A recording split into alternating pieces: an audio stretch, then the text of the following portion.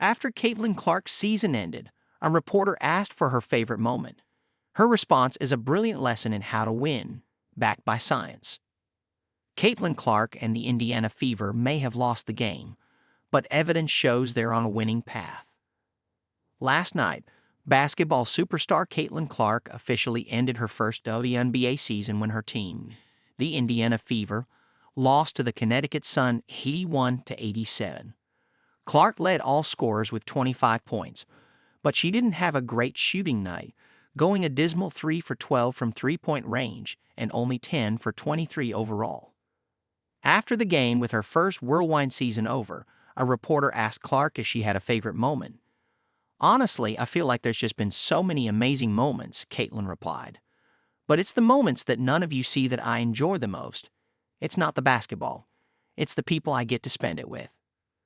Clark went on to extol the value of her teammates and relationships as what she valued most, saying championships are great, but you want to have really good relationships with people at the end of the day. Clark's response shows her ability to focus on the positive, but it's also much more than that. It's a brilliant lesson in how to win, using emotional intelligence. Namely, Clark's comments show how relationships can help you achieve more and be happier at the same time. And there's tons of research to prove it. Sign up here for my free email course on emotional intelligence. For starters, consider the most comprehensive study of emotional well-being in history, the Harvard Study of Adult Development. The study began in 1938 during the Great Depression and has since analyzed more than 2,000 people over 3 generations using medical records, in-person interviews and questionnaires, and brain scans. What did the researchers discover? The people who were happiest, who stayed healthiest as they grew old, and who lived the longest were the people who had the warmest connections with other people, said Robert Waldinger, clinical professor of psychiatry at Harvard Medical School and director of the study, in an interview last year with McKinsey. In fact, good relationships were the strongest predictor of who's going to be happy and healthy as they grew old, Waldinger added. So, when Clark focuses on her relationships over her achievements on the basketball court, she's setting herself up for a healthier and happier future. But there's more. Ironically, by focusing on their relationships, Clark and her teammates also increase their chances at professional success, because in doing so, they build trust and psychological safety. Psychological safety is the shared belief among teammates that the team is a safe place to take risks and be themselves.